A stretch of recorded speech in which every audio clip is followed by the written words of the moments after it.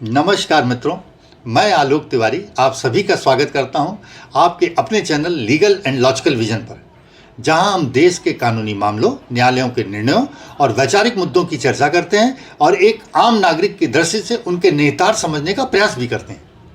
आज हम चर्चा करेंगे 16 अप्रैल 2025 को उपराष्ट्रपति श्री जगदीप धनखड़ जी द्वारा न्यायपालिका पर दिए गए उनके बयान की।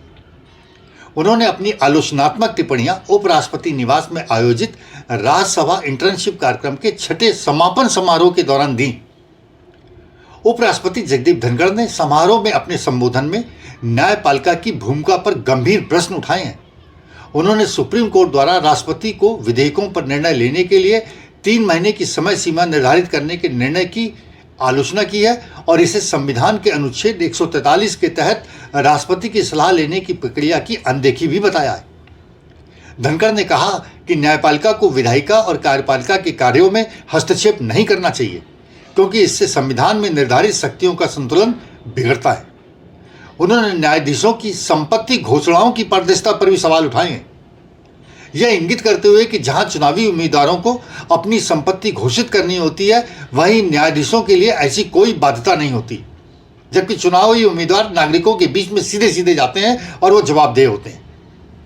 धनखड़ ने कहा कि न्यायपालिका की स्वतंत्रता जांच और पारदर्शिता से परे नहीं होनी चाहिए और उन्होंने न्यायाधीशों की नियुक्ति प्रक्रिया में भी सुधार की आवश्यकता पर बल दिया है।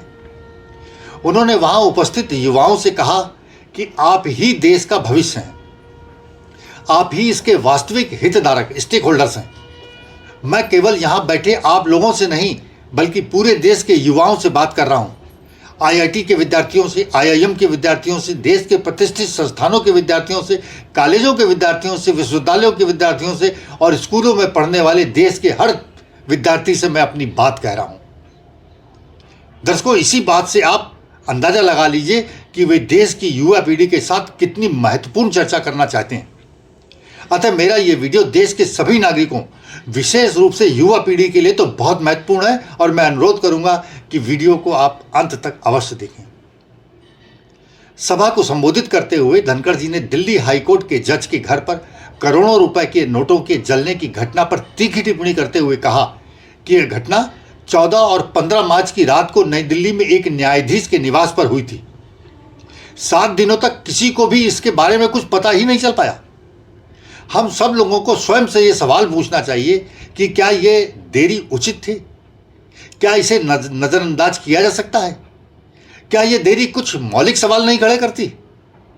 इस घटना का पता तो तब चला जब एक निर्भीक पत्रकार ने घटना को उजागर किया।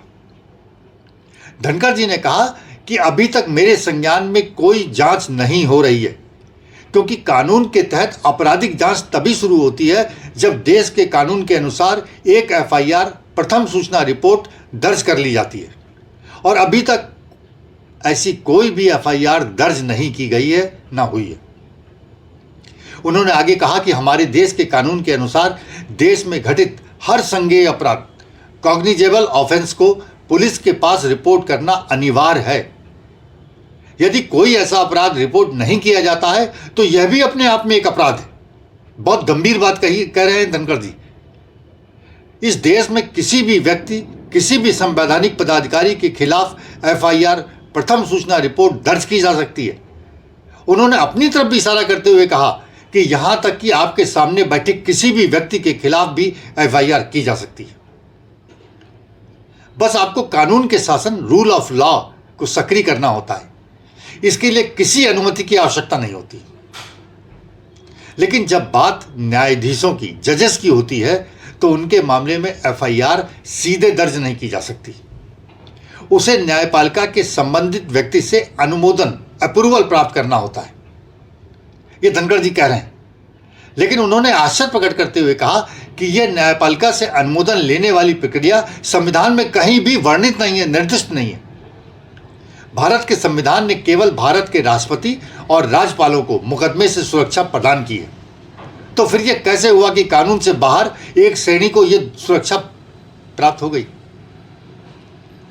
यह प्रश्न उन्होंने खड़ा किया है कि जब केवल राष्ट्रपति और राज्यपाल को ही था तो उसके बाद दूसरे तीसरे व्यक्ति को कैसे ही अपने आप मिल गई। इसके हानिकारक प्रभाव हर व्यक्ति की मानसिकता पर पड़ रहे हैं और यह स्थिति हमारे समाज के हर वर्ग में चिंता पैदा कर रही है। हर भारतीय, चाहे वह युवा हो या बुजुर्ग, इस पर गंभीर रूप से चिंतित है। उन्होंने कहा कि अगर यह घटना किसी साधारण व्यक्ति के घर में हुई होती तो कार्रवाई की गति एक इलेक्ट्रॉनिक रॉकेट जैसी होती, लेकिन अब यह स्थिति ऐसी हो गई है कि यह न तो गाड़ी है और न घोड़ा पनपाई है। हमें यह सवाल अपने आप से पूछना चाहिए। 3 न्यायाधीशों की एक समिति इस मामले की जांच कर रही है, लेकिन जांच तो कार्यपालिका एग्जीक्यूटिव का क्षेत्र है। यह भी उन्होंने प्रश्न खड़ा किया। न्यायपालिका जुडिशरी का यह कार्य क्षेत्र नहीं है जांच करना। क्या यह समिति भारतीय संविधान के तहत स्थापित की गई है? क्या इस 3 न्यायाधीशों की समिति को कोई कानून ला द्वारा संसद से स्वीकृति प्राप्त है? नहीं। तो फिर यह समिति क्या कर सकती है? इस समिति के पास अधिकतम यह अधिकार होगा कि वह सिफारिश, रिकमेंडेशन कर सके। वह सिफारिश किसे और किसके लिए की जाएगी, यह भी उन्होंने प्रश्न किया कि हमारे पास सीधे संसद के पास आएगी। न्यायाधीशों के लिए एक मैकेनिज्म है, जब उनके खिलाफ हटाने की प्रक्रिया, रिमूवल प्रोसीडिंग शुरू होती है, उस हिसाब से आखिरी कदम संसद द्वारा ही उठाया जा सकता है। धनखड़ जी ने एक घटना की ओर याद दिलाते हुए कहा कि इस साल 27 जनवरी 2025 को एक 7 सदस्यीय लोकपाल बेंच, जिसके नेतृत्व एक पूर्व सुप्रीम कोर्ट के जज ही कर रहे थे, ने यह फैसला सुनाया कि उच्च न्यायालय के न्यायाधीशों के खिलाफ भ्रष्टाचार की शिकायतों का जांच करने का अधिकार लोकपाल के पास है। लोकपाल हाईकोर्ट के जजों के भ्रष्टाचार की जांच कर सकता है, परंतु सुप्रीम कोर्ट द्वारा इस मामले का भी सुओ मोटो अर्थात स्वतः संज्ञान ले लिया गया। और ध्यान दें, अगर आप अन्य देशों के न्यायिक प्रणालियों को देखें जहां लोकतंत्र फल फूल रहे हैं, तो वहां सुओ मोटो स्वतः संज्ञान का कोई उदाहरण नहीं मिलता। फिर लोकपाल द्वारा हाईकोर्ट जजों के खिलाफ जांच किए जाने के आदेश के विरुद्ध सुप्रीम कोर्ट द्वारा आदेश कैसे जारी किया गया, जिसमें यह आधार दिया गया कि न्यायपालिका की स्वतंत्रता को सुरक्षा दी जानी चाहिए। मतलब सुप्रीम कोर्ट ने अपने जजों के लिए स्वयं ही सुरक्षा के लिए आदेश दे दिया। यह स्वतंत्रता कोई कवच नहीं है, ये धनखड़ जी कह रहे हैं। यह स्वतंत्रता कोई अजय ढाल नहीं है जो जांच, छानबीन और जांच पड़ताल की खिलाफत करता हो। संस्थाएं तभी फलती हैं जब उसमें पारदर्शिता हो और जांच होती रहे। उन्होंने आगे कहा कि एक संस्था या व्यक्ति को नष्ट करने का सबसे निश्चित तरीका यह है कि उन्हें पूर्ण सुरक्षा दे दी जाए, जिसमें कोई जांच ना हो, जिसमें कोई समीक्षा ना हो, कोई छानबीन ना हो। हम इस स्थिति को कैसे स्वीकार कर सकते हैं? यह बहुत गंभीर मुद्दा है। धनखड़ जी ने आगे कहा कि मुझे आपको यह बताना है कि यह सब कहां से शुरू हुआ। वो छात्र सबको संबोधित कर रहे हैं, एंट्रेंस को, उसमें सारे छात्रों को, देश भर के युवा पीढ़ी को। संविधान के निर्माता बहुत ज्ञानी लोग थे। वे लोग जो राष्ट्रीय कल्याण में गहरी आस्था रखते थे, उन्होंने 18 सत्रों में लगभग 3 साल से कम समय में गंभीर बहस की। वहां कोई टकराव नहीं था, कोई विघटन नहीं था, कोई व्यवधान नहीं था, बल्कि संवाद हुआ था, जोरदार बहस हुई थी, वृहद चर्चाएं हुई थी और विचार विमर्श हुए थे। उनके सामने कई विवादास्पद मुद्दे थे, लेकिन संविधान निर्माताओं ने एक नियम बनाया कि न्यायाधीशों की नियुक्ति अनुच्छेद 124 के तहत होगी और इसके लिए एक सलाहकार बोर्ड का गठन किया जाएगा। ये उस समय की बात कर रहे हैं जब संविधान सभा की चर्चा चल रही थी और संविधान बन रहा था। दर्शकों, संविधान का अनुच्छेद 124 भारत के राष्ट्रपति को मुख्य न्यायाधीश से परामर्श कर उनकी नियुक्ति का अधिकार देता है। धनखड़ जी ने फिर पूछा, शब्द सलाह, कंसल्टेशन का अर्थ क्या होता है? यह शब्दकोश में अपने आप परिभाषित है। सलाह का मतलब है सहमति, कंकरेंस नहीं होता। सलाह का मतलब कंकरेंस, सहमति नहीं होता। सलाह सिर्फ सलाह होती है। अनुच्छेद 124 बहुत स्पष्ट बताया गया था हमारे संविधान में, और इसके संदर्भ में हमें डॉक्टर भीमराव अंबेडकर का एक महत्वपूर्ण विचार मिलता है। डॉक्टर अंबेडकर, जिन्होंने हमें यह संविधान दिया, उन्होंने इस विषय पर कहा था, मैं इसी को उद्धृत कर रहा हूं। ये कहा है धनखड़ जी ने, मैं समझता हूं कि यदि हम मुख्य न्यायाधीशों की नियुक्ति पर प्रायोगिक रूप से एक वोट दे दें, तो यह वास्तव में अधिकार को मुख्य न्यायाधीश को स्थानांतरित कर देना होगा, जिसे हम राष्ट्रपति या वर्तमान सरकार को भी सौंपने के लिए तैयार नहीं। मतलब वो इसकी वीटो पावर किसी को नहीं देना चाहते थे। इसलिए मुझे लगता है कि यह एक खतरनाक प्रस्ताव भी होगा, यह अंबेडकर जी का कहना था। लेकिन वहीं धनखड़ जी उदाहरण दे रहे हैं फिर कि दूसरे जो मामला बैठा था सेकंड जजेस केस जो मामला हुआ था 1993 में, उसमें अदालत ने यह व्याख्या की कि सलाह का अर्थ सहमति के रूप में लिया जाएगा। तो क्या ऐसा किया जा सकता है? मतलब सरकार कोर्ट की सहमति के आधार पर ही जजों की नियुक्ति करेगी। जब तक कोर्ट सहमत नहीं होगी तब तक सरकार नियुक्ति नहीं कर सकती, जबकि संविधान जो है वो अधिकार दे रहा है राष्ट्रपति को। धनखड़ जी ने आगे बताया कि जब अनुच्छेद 145(3) लागू हुआ था, उस समय सुप्रीम कोर्ट में न्यायाधीशों की संख्या केवल 8 थी। उस समय 8 में से 5 न्यायाधीशों की सहमति से कोई निर्णय होता था। आज की तारीख में न्यायाधीशों की संख्या 30 से अधिक है, लेकिन फिर भी 5 न्यायाधीशों की पीठ ही संविधान की व्याख्या करती है। इसको कैसे उचित माना जा सकता है? समय के साथ इसमें संशोधन की आवश्यकता है। 8 में से 5 का मतलब था कि बहुमत से निर्णय होगा, लेकिन आज के परिप्रेक्ष्य में 5 न्यायाधीशों की पीठ बहुमत का प्रतिनिधित्व नहीं करती। ये धनखड़ जी कह रहे हैं, क्योंकि अब तो 34 जजों की संख्या 30-32 तो हमेशा रहते हैं। अनुच्छेद 142 अब एक ऐसा परमाणु मिसाइल बन गया है जो लोकतांत्रिक शक्तियों के विरुद्ध किसी भी समय दिन रात न्यायपालिका के पास उपलब्ध रहता है। समूह को संबोधित करते हुए उन्होंने कहा कि मैं आपसे क्यों बात कर रहा हूं? हमें राष्ट्र पर विश्वास करना होगा। हम भारत के लोग की शक्ति पर विश्वास करना होगा, और यह शक्ति केवल हमारे जनप्रतिनिधियों के माध्यम से प्रतिबिंबित होती है। दुर्भाग्यवश हमने उस रास्ते को खो दिया है। हमें फिर से उसे पहचानना और अपनाना होगा।